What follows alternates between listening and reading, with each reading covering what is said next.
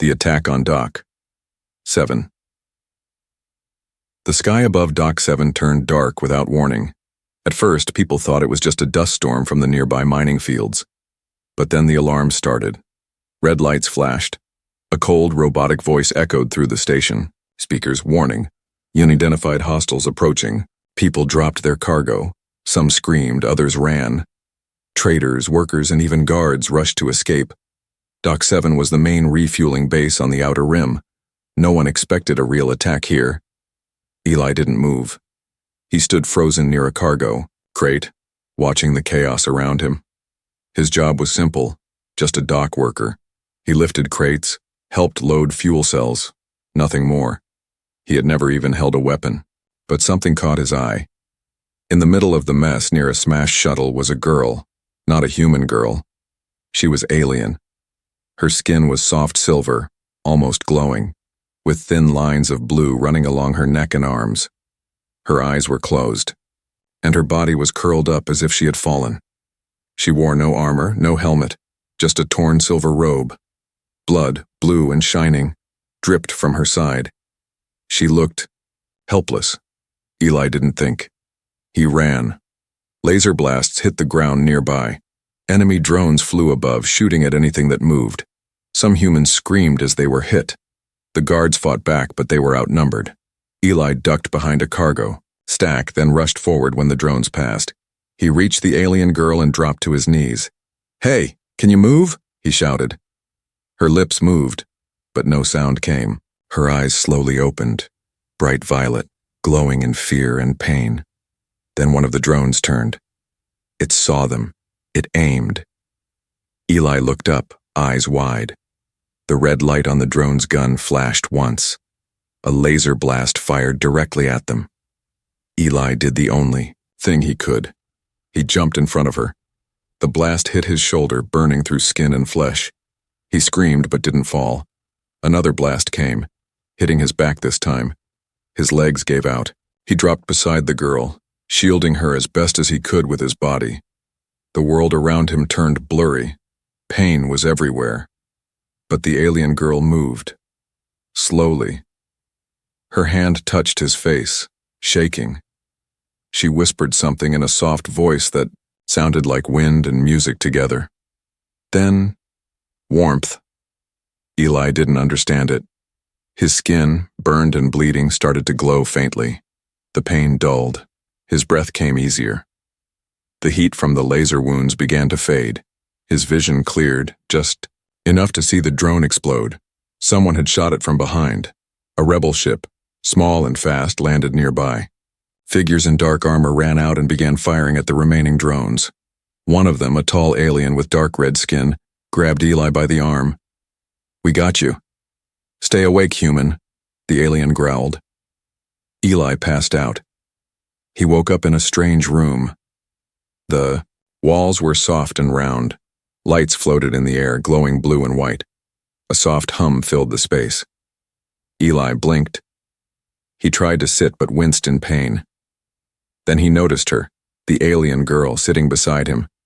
She looked better. Her wound was bandaged and her silver skin looked brighter. "You saved me," she said quietly, her voice now in clear English. Eli laughed weakly. "Pretty sure you saved me too." She nodded. "But I did not expect it. You took the blasts. For me? Why?" Eli looked at her for a long moment. Then he smiled. "You were alone. Hurt. I couldn't leave you." She tilted her head. "No one has ever done that, not for my kind." "What's your name?" he asked. "Sira." She reached out and placed her hand on his chest. "You have changed now. You are not just human anymore." "What does that mean?" But before she could answer, a voice shouted from outside the room. "They found us. Get ready to move." Sira stood up fast, eyes glowing brighter. She looked at Eli. "They'll come for me. And now, for you too." The girl with the glowing core, Eli, had never felt pain like this before. Not just in his body, but deep inside. It was like something had been torn and replaced. He was still in the strange alien room. Floating lights hovered around the ceiling, and soft mist swirled under the bed. He looked down at his chest. No bandages, no scars, only smooth skin and a strange, soft glow beneath it, like light trapped under the surface. Then he noticed something else. His heart wasn't beating. Normally, it was too calm, too steady, too perfect. The door opened. Sierra walked in quietly. Her feet made no sound. She wore a white robe now, and her silver skin looked brighter, like polished metal under starlight. But her violet eyes looked tired. "You're awake," she said softly. What happened to me?" Eli asked, sitting up. She didn't answer right away. Instead, she picked up a small glass orb from the shelf and placed it on the table near him. The orb lit up with symbols and images. Eli couldn't read them, but he could feel them. Sierra looked at him and said, "You are not just human anymore." He stared at her. "You said that before. What does it mean?" She stepped closer and placed her palm gently on his chest, right where the glowing light was. "I gave you part of my core. Core? My energy, my life source. My people are born with it. It heals, it binds. But it must never be shared with outsiders, never with humans." "Then why me?" Sierra's voice was shaky now.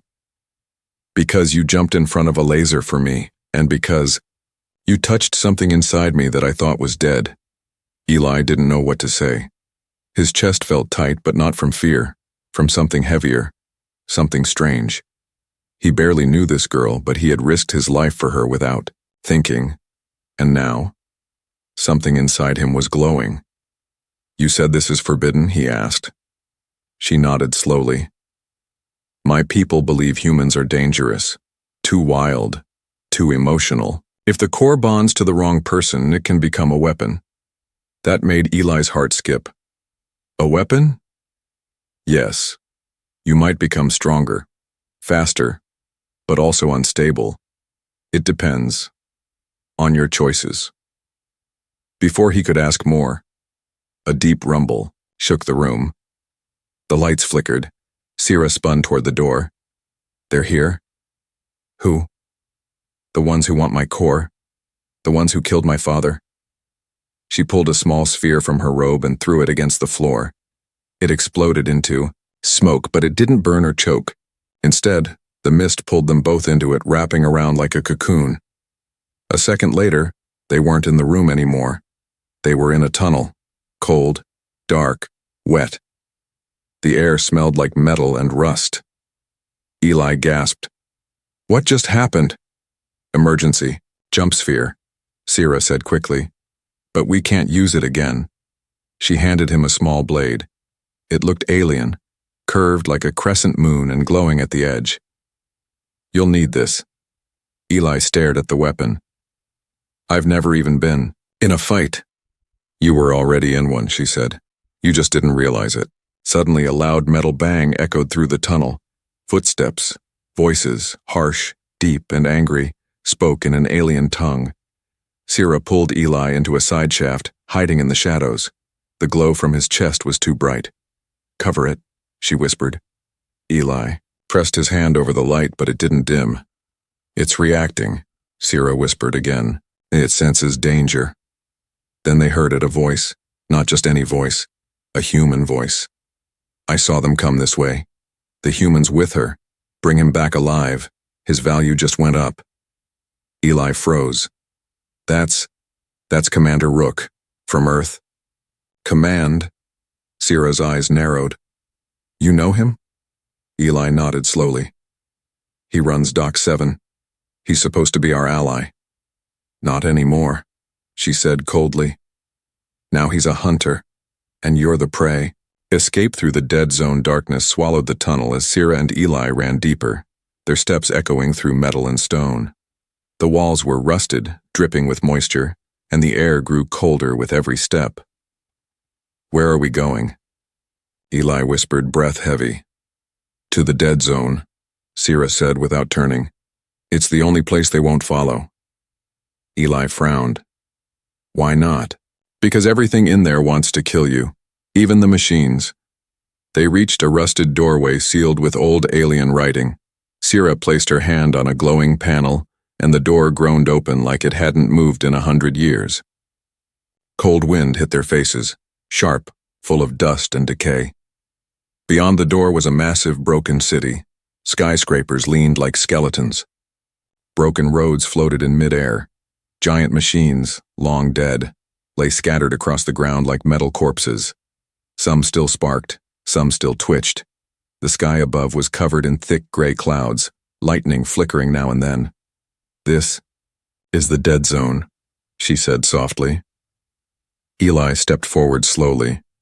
His chest was still glowing even through his shirt. "Why does it feel like something's watching us?" "Because something is." They moved through the ruins, keeping low. Sierra's breathing was shallow, and Eli could tell she was weak again. Whatever energy she used to escape earlier had drained her.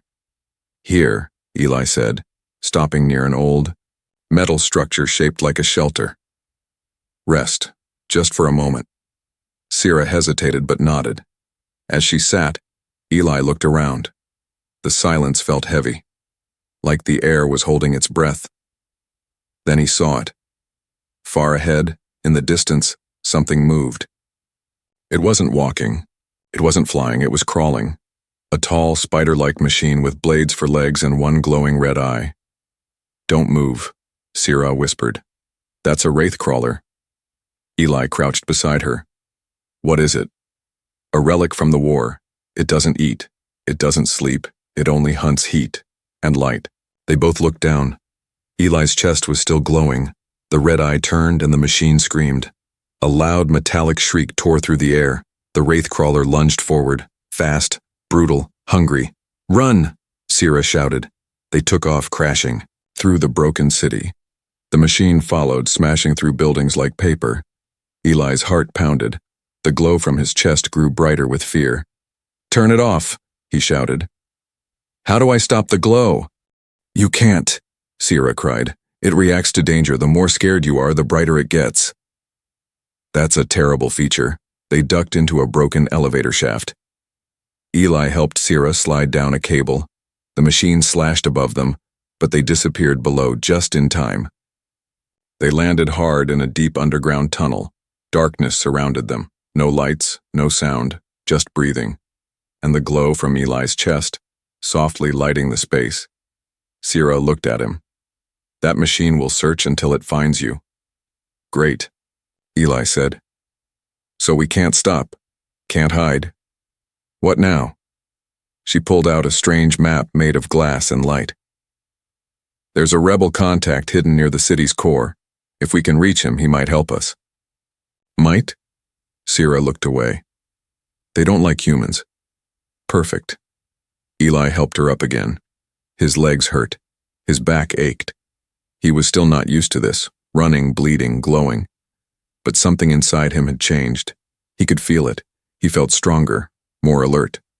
Every step made him feel faster. Every heartbeat was like a drum. They made their way through the tunnels, crossing ruined bridges, jumping over broken cables and squeezing through tight holes. At one point, they passed a wall covered in ancient drawings, images of beings with glowing chests, standing beside silver-skinned aliens. Sierra stopped and stared. "What is it?" Eli asked. She pointed to one drawing. It looked exactly like him. "That's impossible," she whispered. "This is thousands of years old." Eli looked at the glowing figure, then down at himself. "What am I?" Before she could answer, the ground shook. The wraith crawler had found them again. But this time, Eli didn't run. He stepped forward. The glow on his chest flared. His eyes shimmered with a strange light, and for the first time he felt something inside him move. Something alive. The rebels' secret camp. The wraith crawler's scream echoed in the tunnels behind them. Eli didn't stop. He held Sierra in one arm and sprinted forward. His chest glowed brighter than ever now, lighting the path ahead. The strange power in his body wasn't just growing, it was guiding him. He didn't know how he knew which way to turn, but he did. left at the cracked support beam, right at the broken arch, down the spiral stairs of rust and darkness, and then silence. They reached a heavy stone wall with no door. Just markings, ancient ones, that pulsed faintly when Eli stepped close. Sira opened her eyes weakly. This is it. The entrance. Eli touched the markings. The wall groaned and melted away like sand in the wind, revealing a hidden chamber. Glowing with soft golden light, dozens of aliens stood inside, some tall and strong with armor, others old and wise with glowing eyes. Their clothes were woven from strange metal threads and their weapons shimmered like they were alive. They all stared at Eli. Their faces were not welcoming. Is that a human? One of them growled. Sira raised her head. He saved my life. Twice. An older alien stepped forward, tall, with blue-gray skin and golden patterns running down his arms. His eyes locked onto Eli's glowing chest. He carries the core, the elder said. But he is human. He didn't steal it, Sira said quickly. I gave it to him. The room erupted in angry whispers. Impossible. Forbidden. Her judgment is clouded. Silence, the elder snapped, raising his hand. Bring them inside. But if this human is unstable, I will end him myself. They were taken deep into the camp, built inside the hollow. Bones of a massive dead machine. Giant gears and metal ribs formed tunnels and rooms. The camp pulsed with old alien tech, half alive and whispering in the walls. Sira was taken to heal. Eli was taken to be tested. They brought him into a chamber, with glowing pillars and strange floating stones. The elder stood before him with others, warriors, scientists, priests. This place reads the soul, the elder said. We will see what you are now. The test began. Eli was asked no questions. He simply stood in the center. The core in his chest pulsed once, and the stones lit up. Visions filled the room. Memories of Eli's past. A childhood alone. No parents. No real friends. A boy who watched the stars and wondered why he always felt like he didn't belong. Then the images changed. The moment he jumped in front of the laser. The moment he held Sira in his arms and begged her to live. The moment he stood before the wraith crawler, glowing like a beacon. The images stopped. Silence followed. The elder stepped closer. His voice was calm but hard. You are not chosen by blood. You are chosen by action. You do not have our power by birth. You have it because you risked everything, without expecting anything in return. Eli didn't know what to say. Then another alien, young and angry-looking, stepped forward. I don't trust him, he spat. Humans are dangerous. This could be a trick. Before anyone could stop him, he pulled out a small dagger and lunged at Eli. But Eli didn't move. His body reacted on its own. A flash of light burst from his chest, blinding and hot. The attacker was thrown back by an invisible force, the blade flying from his hand. Everyone stepped back. Eli stood frozen, glowing, breathing hard. The elder raised his hand again. Enough. He cannot stay here. His light will attract every hunter on this moon. Sira appeared at the doorway, pale but walking. He won't survive alone, she said. He bonded with the core. That means he needs guidance or he will become unstable. Then there is only one path, the elder said. He must face the trial of light. Sira's eyes widened. He'll die. Or rise, the elder said. Everyone looked at Eli, the boy from Dock 7, the human who was now something more, and Eli said nothing. He just nodded. The trial of light. The trial of light had not been spoken of in over 300 years. Even among Sira's people, it was considered a myth, an ancient test once used to find the anchors, being strong enough to carry the core and bring balance between species. No human had ever taken the trial. No human was meant to. And yet now, a human stood at the gate. Eli. His chest glowed softly beneath his shirt as he stood before a massive stone door. The door had no lock, no handle, only an ancient mark that matched the shape of his glowing core. Sira stood beside him. She looked tired, but her voice was strong. You don't have to do this. Eli looked at her. If I don't, I'll lose control. That's what they said, right? Yes, she whispered. But if you fail, your mind could be broken forever. He gave her a small smile.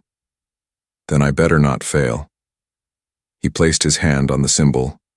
The door melted into light, and Eli stepped through alone. Inside the trial at first it was just light, blinding, pure. Then suddenly, darkness. He stood in a void. No ground, no sky, just endless black. Then came the voice, not from outside, from inside him. Who are you? Eli turned. My name is Eli. I'm just a dock worker. Lies. The ground formed beneath him, glass-like, reflective.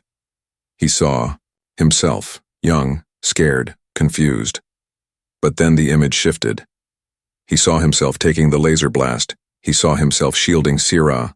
He saw himself glowing. You are more than a dock worker. But what are you becoming?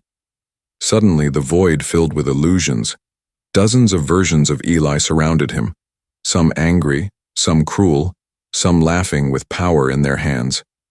One version wore black armor and raised a burning city. Another led an army of machines. Another held Sira in chains. Eli shouted, "No, that's not me." The voice returned. Every power has a price. If your heart turns dark, this core will make you a monster. Eli fell to his knees.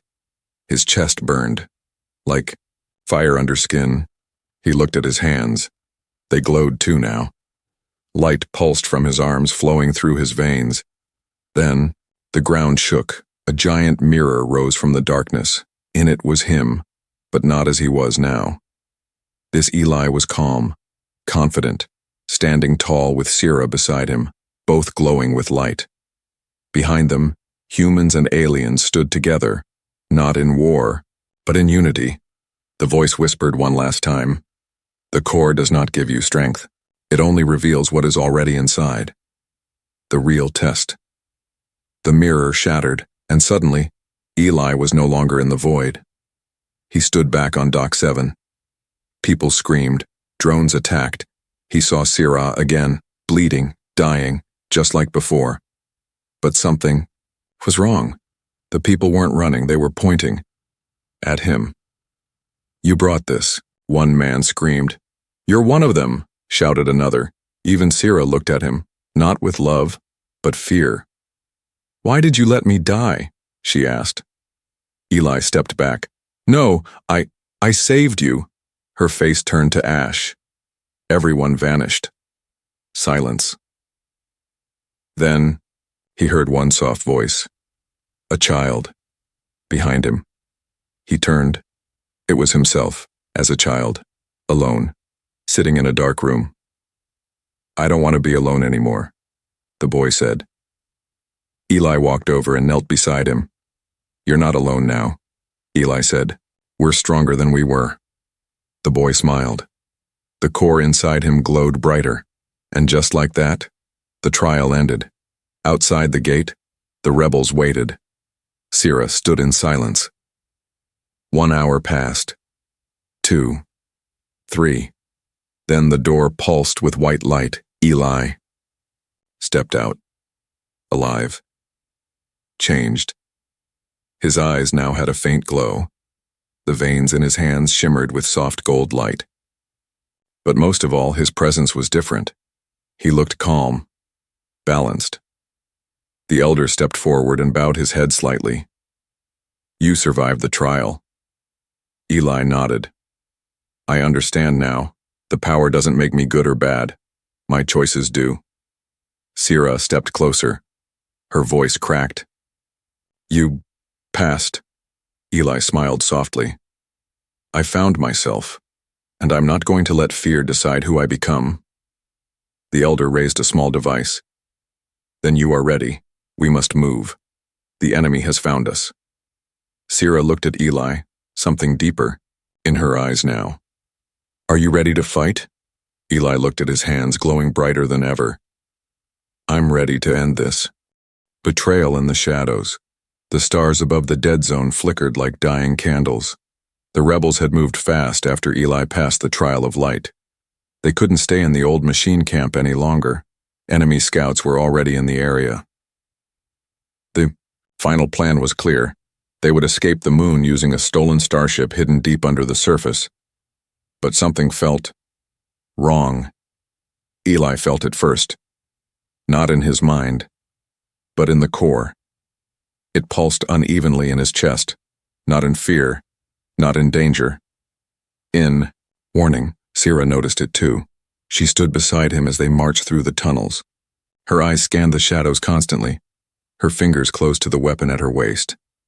"I don't trust this silence," she whispered. "Me neither," Eli said. "Feels like we're walking into a trap." Ahead of them, the Elder walked with 2 other rebel leaders. One of them was Viel, a cold-eyed alien who had never liked Eli. The deeper they went, the less light there was, and then, bang! A sudden explosion rocked the tunnel from behind. The entrance caved in. The group spun around. Laser fire burst from hidden vents in the walls. Half the rebels were hit before they could even pull their weapons. Viel turned fast, not to fight, but to smile. "Traitor," Sira growled. Viel raised his hand and a sharp pulse of dark energy knocked her back. "You gave the core to a human," he snarled. "You broke our laws. You broke our bloodline." Eli stepped in front of her, his chest lit up like a rising sun. "I didn't ask for this power," he said calmly. "But I'll use it to stop you." "You won't have the chance," Viel hissed. "You think the core chose you because you're brave? No. It chose you because you're easy to control." Then he pressed a small device in his hand, and the tunnel walls opened, revealing something horrible, a massive robotic beast crawling forward on 6 metal limbs, its body fused with alien bone and tech. At its core was something stolen, another core, but corrupted, twisted, dark. Vale grinned. "Meet the future, human. My creation, my weapon." The beast roared and charged. The fight in the tunnel Zili ran forward without fear. He had no plan, just power. He raised his hand and blasted a wave of pure light from his core. The beam struck the machine and pushed it back, but only for a second. The dark core inside it pulsed and answered. Black energy clashed with golden light. Sparks flew. The air turned thick like fire and ice mixing. Sira joined the fight, slicing at enemy soldiers with her glowing blade. "We can't beat that thing," she yelled. "Yes, we can," Eli said, eyes glowing brighter. "But not with force." He closed his eyes and went still. The world around him slowed. The core inside him began to hum, deep, ancient, powerful. He saw something, a memory, but not his. A vision from the core's past. 2 cores, one light, one dark, joined once before. Not in battle, but in balance. He opened his eyes and stepped toward the beast. Sira screamed, "No!" But Eli didn't stop. He walked through the fire through the dark blasts. The machine lunged but paused. It looked at him, tilted its head, and for a moment, it hesitated. Eli placed his hand on its chest. His core and the dark one touched, and the glow turned white. There was a massive flash, and then silence. When the light faded, the machine was gone. Only Eli remained. Kneeling on the ground, breathing hard, the tunnel had collapsed behind them. The rebels, what few remained, stood in shock. Vial was gone. Escaped in the chaos. Sira rushed to Eli and held him as he fell forward. "You stopped it," she whispered. "You tamed it." Eli looked up at her, eyes glowing softly now. "No, I understood it. After the battle.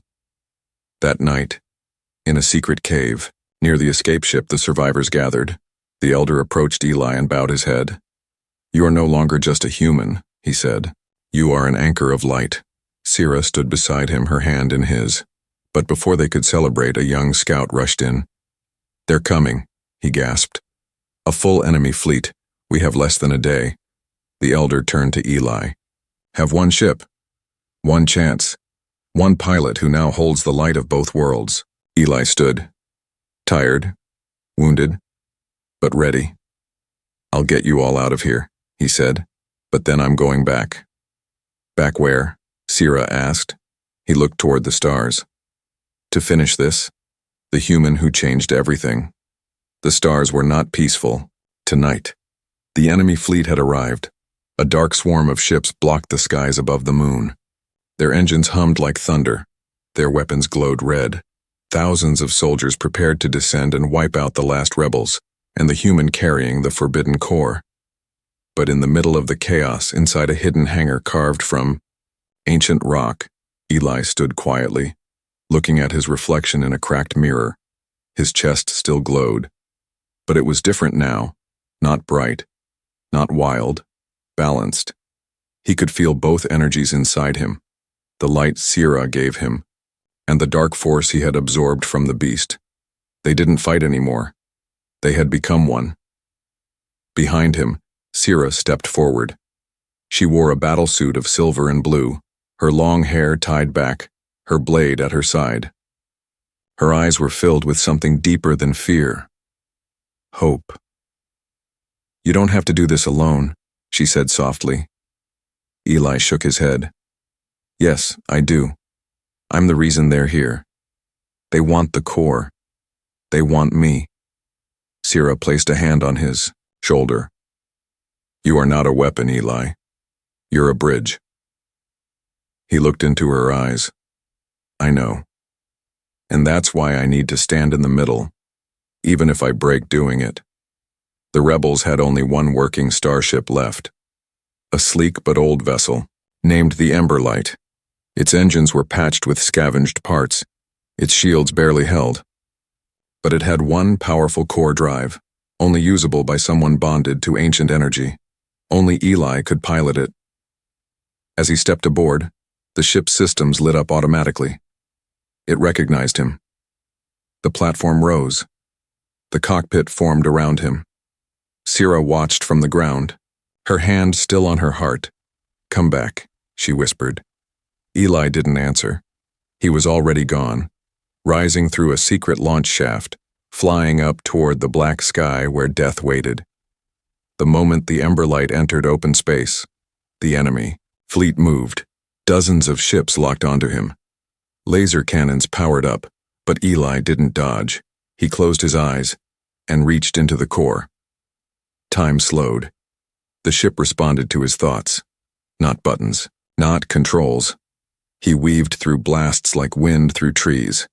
He turned cannon fire into curves of motion, and then he released a pulse of white-blue light that cracked through one enemy ship, overloaded its systems, and sent it crashing into another. But there were too many. He was one ship. They were hundreds. Back on the moon, the rebels received a sudden signal, broadcasted across every frequency. It was Eli, his voice. I don't want to fight you. I don't want blood. But I will not let you destroy what we've built here. Not again. The enemy commander, hidden aboard a massive dreadnought, laughed. A human child with a stolen toy dares threaten us? But then came something no one expected. Other ships, alien ships, old allies, hidden watchers, former enemies, all rising from across the system. They had seen Eli's light during the trial. They had seen the core choose a human. They had come, not to fight for him, but to fight with him. Inside the enemy flagships, the battle erupted in the stars. Eli made one final move. He broke through the line, crashing directly into the enemy flagship. The ship tore open as he landed. He stepped out, coughing, wounded, but glowing brighter than ever. Enemy guards rushed in. He didn't attack. He didn't run. He simply walked, and the core responded. His body glowed brighter. Each step melted weapons. Each breath pushed back darkness. Until finally, he reached the command hall, and there stood the Supreme Warden, a being made of metal, bone, and hatred. You are not chosen, the warden hissed. You are an error, a mutation. Eli stood firm. No, I'm the proof you were wrong, the warden charged. They collided. Light met shadow. The fight for the future. It was not a battle of fists. It was a battle of wills. The warden's core burned with rage and control. Eli's burned with memory, choice, and hope. Visions flashed around them. Eli's past, his pain, his fear. But he didn't break. He remembered Sira's face. He remembered his first step in front of a laser, and he remembered why. Because someone needed to stand. So he did. And when the moment came, when the warden reached to destroy him, Eli did something no one expected. He gave the warden part of his light, not to win, but to remind. The warden screamed and shattered, not from attack, from the truth inside the light. The war was over. 1 week later, the moon was safe. The enemy fleet was gone. Some surrendered, some vanished. The rest fled into deep space. And Eli returned. He stepped down from the ember light, weak but alive. The rebels cheered. Sira ran to him, but before she could speak, he fell into her arms. She caught him, held him, and whispered, "You came back." He smiled. "I promised." The declaration weeks passed. Across the stars, news spread. A human had carried the core and survived. Not just survived, but changed everything. Now humans and aliens sat in the same chambers, on the same ships, in the same future. One evening, during a gathering of the new United Council, Sira stood before the crowd. She wore white now, the color of peace and light. Eli stood beside her, but she stepped forward alone and said, "We once believed no human could carry our gift, that they were too wild, too emotional, too broken." She looked back at Eli. He risked his life for someone he didn't know. He walked through fire for people who hated him.